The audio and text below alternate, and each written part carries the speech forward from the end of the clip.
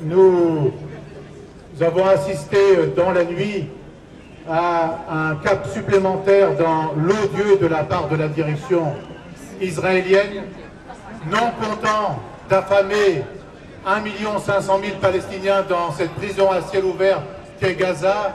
Ils se sont attaqués, non pas dans les eaux territoriales israéliennes, mais dans les eaux internationales, à une flottille d'organisations non gouvernementales qui n'avaient que pour seul objectif d'emmener à manger, à boire des médicaments et de quoi reconstruire Gaza.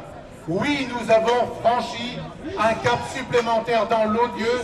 C'est un acte terroriste d'État qu'on ne peut pas supporter, que nous ne supporterons pas.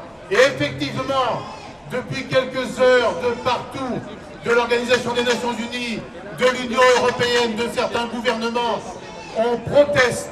Mais aujourd'hui, ce ne sont pas de simples protestations dont nous avons besoin, ce sont des actes. Il faut que ce soir, le Conseil de sécurité des Nations Unies décide de mesures qui permettent d'arrêter le bras des assassins, qu'on dise clairement et nettement que Israël est passible d'un tribunal international, comme le préconise le rapport Goldstone.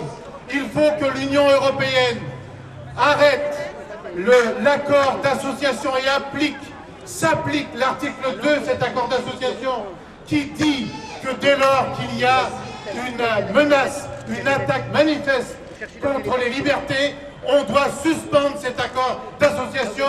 Il faudrait que les autorités européennes, les ministres des Affaires étrangères, le Conseil des ministres, le Conseil européen le décident immédiatement, car de parole en parole, on ne fait que reporter en permanence pour gagner du temps, et ceci laisse la possibilité à Israël de poursuivre ses forfaits de colonisation, d'arrestation de Palestiniens et du blocus à Gaza.